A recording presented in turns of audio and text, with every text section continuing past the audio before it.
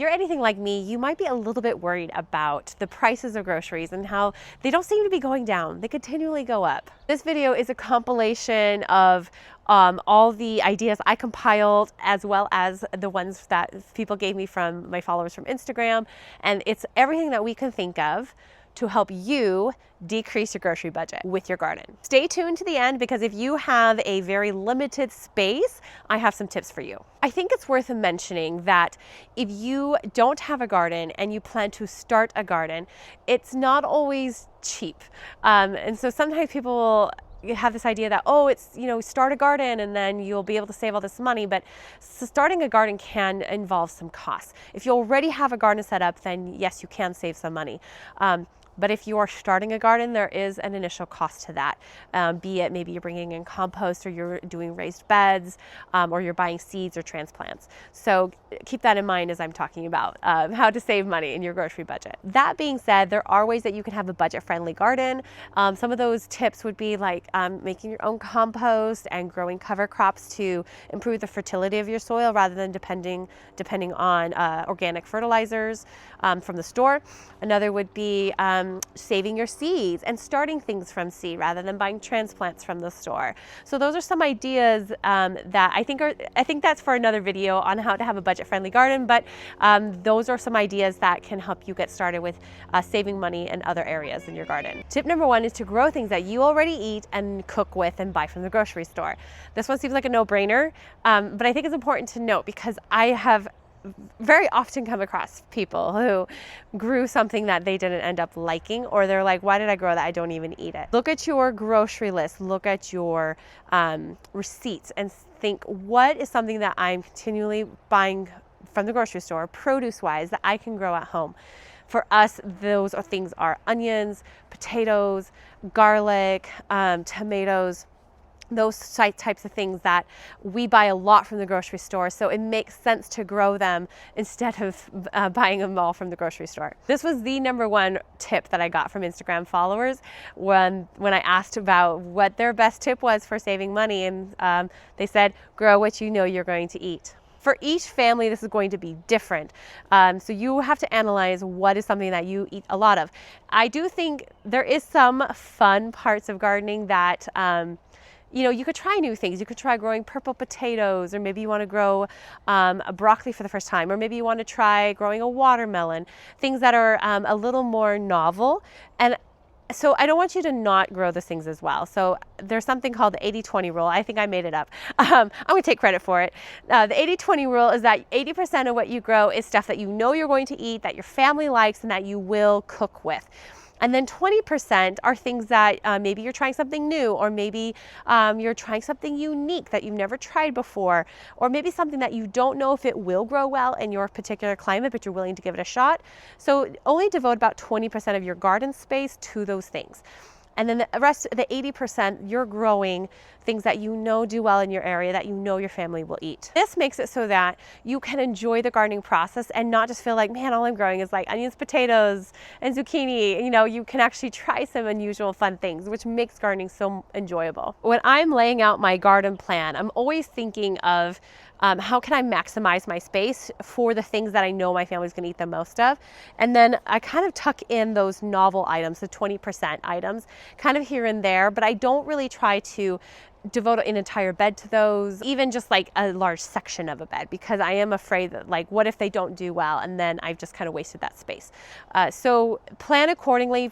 Plan your big rocks, as we like to call it, those big items that you know do well and you're going to eat. Plan those into your garden space, and then wherever there's some free space, you can add in those unique things like purple carrots or something. At some point, you're probably going to see my ducks wandering around the garden.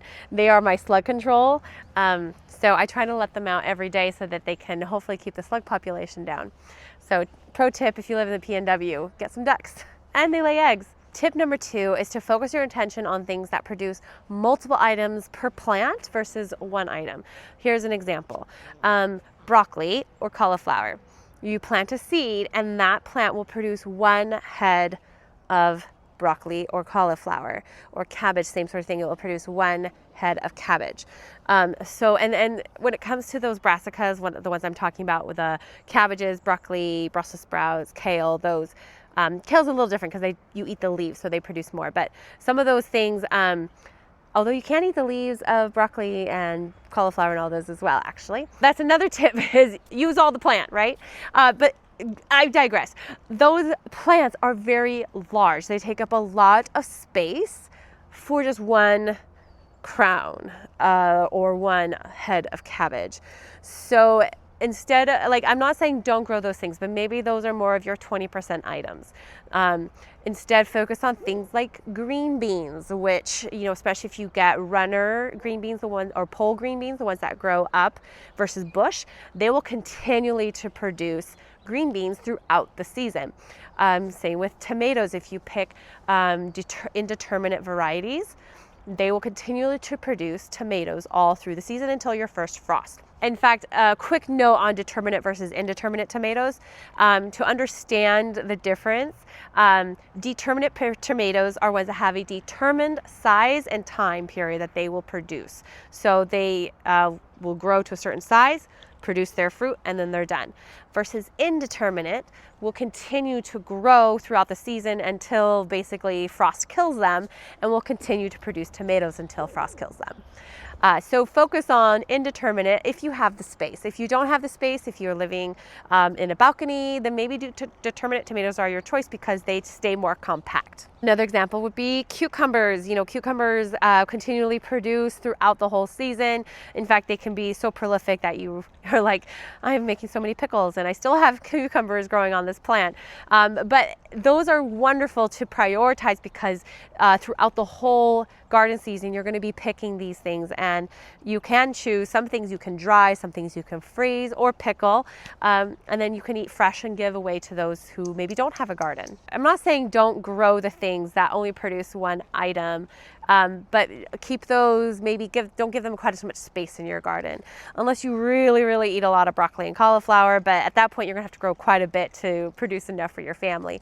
Cauliflower and broccoli, in those examples, they do, if you cut the head off, but leave the plant there, they will produce side shoots for a while, so you can continually harvest those little side shoots.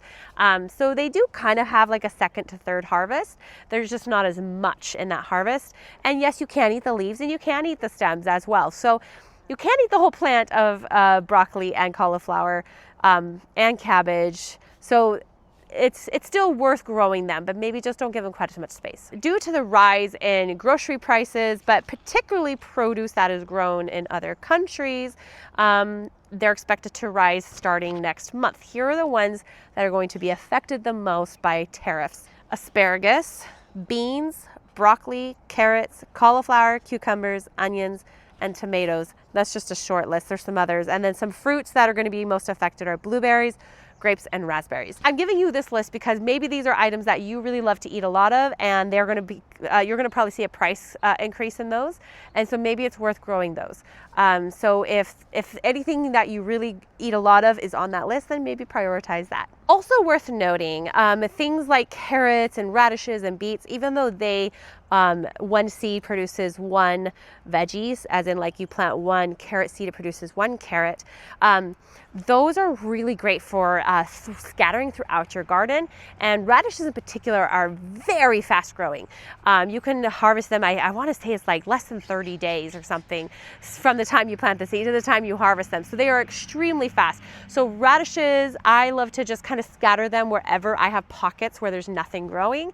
Maybe it's like you have one plant, like let's say you have some peas growing on a trellis, and then you have some space there before you have your cabbage growing. You can plant some radishes right in there and harvest those very quickly. Radishes aren't like a great crop, like they don't really fill you up or like provide a lot of like fullness, I guess you could say, but they are great to add into salads and other things. So that's just worth noting. So some things are really fast growing and maybe they're worth growing for that reason. Lettuces and other things as well. You can grow them and pick them as baby greens, or you can let them mature into like a full head of lettuce.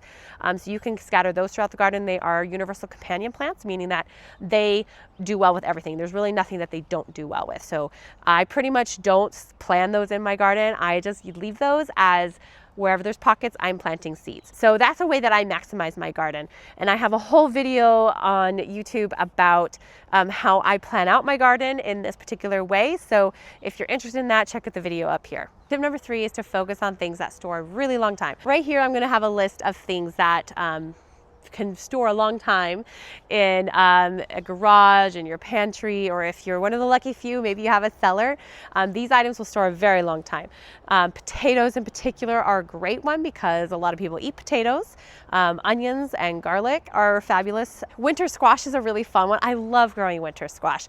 The plants tend to get very big and sprawl unless you grow them up a trellis. So they can take up a lot of space. And sometimes if you have weather like I do where you get a lot of rain in the spring, sometimes the pollination is not great. And so I tend to do a hand pollinating to make sure that my squash will actually produce some squash. My squash plant will produce squash. But they're really fun. And I have a squash, I think it's sweet meat. It's a winter squash and it's in my pantry. And I think it's been there, I don't know, 9 months. And it's still there and it's still doing fine. In fact, I really want to cut it open sometime, but part of me wants to experiment and see like how long does it actually last in my house before it starts rotting. But it's doing fabulous. Ideally for storage conditions, you want a place that is dry for most of these items and dark and cool. And sometimes that's tricky to find. My garage most of the time is pretty good, but I can't control the humidity in there. So things like potatoes tend to want to start sprouting kind of quickly. So I don't have a great storage solution myself, but those who have cellars, they have, oh, it's like my dream. But those are great for, you can store those things in your cellars. Carrots are a really fun one too to store. You can do them a couple ways for storing. You can wash them, let them fully dry, put them in Ziploc bags, and then put them in a crisper drawer in the bottom of your fridge, and they will last a very long time that way. And another way that I've seen people do is to not wash their carrots. They leave the dirt on and they put them in layers with sand in between. And you just store them in that sand. You could put them in the fridge, or if you have like a cool area, you just store them there. And then you just dig through the sand to find your carrots. So that's a really fun one to store long term for your carrots. In some areas, if your winters are mild enough, you can, things like carrots, beets, they will actually store fine in your garden, and you could just leave them in your garden. In fact, we did that just not that long ago. I think it was about February or March. My son and I went out to harvest some carrots that the tops had completely rotted off, and we were able to pull up these beautiful, really big, long carrots, and it was amazing. It was so much fun. But like looking in the garden, you couldn't even tell they were there because they had all the green part had rotted off, but the actual root underneath was still fine. Once again, you don't need to really make everything you grow long storage items. You can still grow things that are perishable, that do go bad faster. But if you're really trying to replace your grocery store, then think about, even through the winter, how can I make these things last longer so that I'm not having to buy as much even in the winter time. Growing long storage items like that is one of those solutions. Tip number 4, and my final tip for you today, is to do succession planting. If you're not certain what succession planting is, basically you're planting things in stages, and so that the harvest is staggered.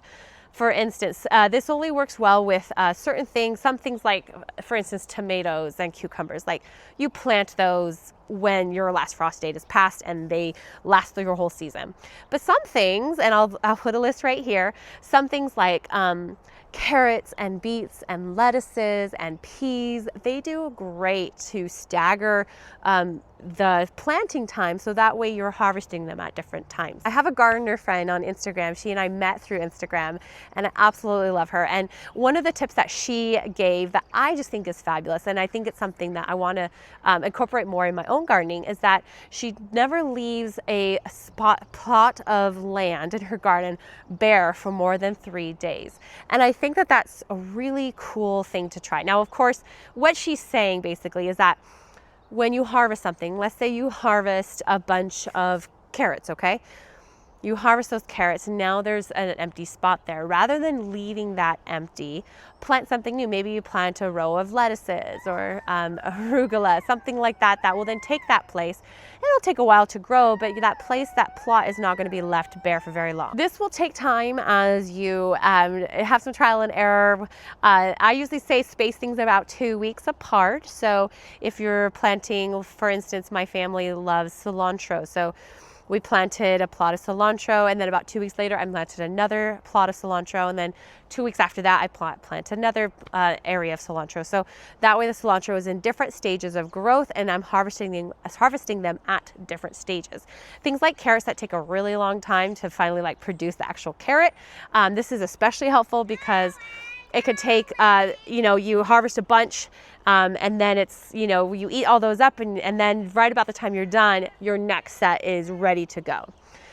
So this will take some time, but the more you practice this, the more you're going to be maximizing your garden space so that nothing is left bare, and then you're continually harvesting things at different stages and not overwhelmed all at once as well. Corn is another great one to try if you live in an area that does, you can grow corn very well. Plant it in stages so that way you're harvesting them and you're not getting a bunch of corn that now you have to eat them all fresh or freeze them or do something with. You have them in different stages, then you're able to kind of deal with them as they come. By the way, this is my son Liam. You want to say hi? Hi. My final tip, if you have a small space to garden in, maybe you have an apartment or just a really small backyard, some things you can do is to use some grow bags. I have one right here. It's actually full of weeds right now. But these grow bags are really great to, they can be on your deck and you can plant things in it, put soil in it, plant things in it, and then especially things that stay more small. There are also growing towers that you can stack up, and they have plants that can be along the sides. That's a really great one that the footprint of the tower is not very big, and then you can grow upright. So a great one for balconies and decks and small growing spaces. And then the other thing that you can consider, if you have a lot of landscaping area, you can add edible plants into your landscape. I did that a couple years ago, and I've continued to do it since then. This is my shade garden, so this area does not get a whole lot of sun, but I do have a few plants that do well in the shade. Things like my kale I've done Swiss chard. I planted them within the landscape and they actually looked really beautiful, and then we had some edible plants in there. I hope these tips are helpful for you. There's obviously a lot more that I could cover in this video. I did cover a few more tips in a video that I made a while back that I'll link up here, that is all about pandemic proof your garden. Some of these tips are overlapping, but I still think that the content is relevant for any time that we start seeing a more urgency to garden more to replace our grocery budget. If there's a particular topic that you would really like me to cover in future videos, leave a comment down below. Maybe I'm considering doing one on succession planting, maybe how to hand pollinate things like squash and watermelons and zucchini and stuff, or maybe you want one on companion planting or intercropping. Let me know in the comments below what video most interests you this season, how I can help you to grow the best garden yet. Thanks for watching, and go out and grow something. God bless.